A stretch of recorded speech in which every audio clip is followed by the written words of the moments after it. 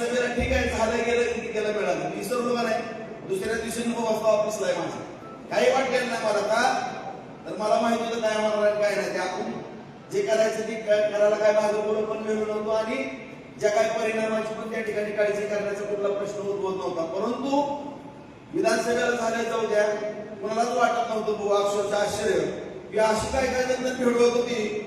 आम्हाला म्हणायची सरकार जर आलं यांचं आम्हाला बारशीला ठेवणार नाही, म्हणजे इतक्या टोकाला जाऊन विषयी प्रचार केला आणि बार्शीकरांना पण काय जाणार वाटतं की खरंच त्या लोकसभेमुळे इथं पण काय गडबड होती काय की थोडा संभ्रम निर्माण झाला होता, याचं की कारण होती. पण आता खऱ्या अर्थानं तो पराभवाचा विषय पुसण्याची वेळ आपल्या सगळ्यांमध्ये आलेली आहे. आणि ह्याच्यामध्ये मी नम्रपणे तुम्हाला सांगतो की कुणीही उमेदवार आता इच्छुक भरपूर आहे, आता जवळपास 150च्या आसपास गेलेत. आपल्या 43 जागा आहेत आणि नगराध्यक्षाची 43 जागा आहे. आता 150च्या पुढे 11 गेलेला आहे.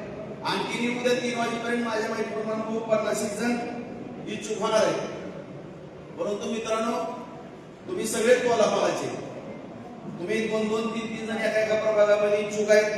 मला ही जाणीव आहे की तुम्ही प्रत्येक कार्यकर्ता हा मी काहीतरी बनन, मी नगरसेवक होईल, मी नगराध्यक्ष होईल, मी सरपंच होईल, ग्रामपंचायत सदस्य होईल, सोसायटीचा सदस्य होईल, सोसायटीचा चेअरमन होईल, पंचायत समिती सदस्य होईल, जिल्हा परिषद सगळे खासदार आमदार होईल, या भावनेनंच काम करत असतो. पण काम करत असताना एक जागा आहे आणि 4 जण तुम्ही तिकीट मागत असाल तर माझी हात जोडून विनंती आहे की सगळ्यांनी पार्टीचा निर्णय हा अंतिम जर तुम्ही मानला तर कुठलीही ताकद किती पण नाटक करू द्या, जर नगरपालिका नाही तर नावच बोलवतो.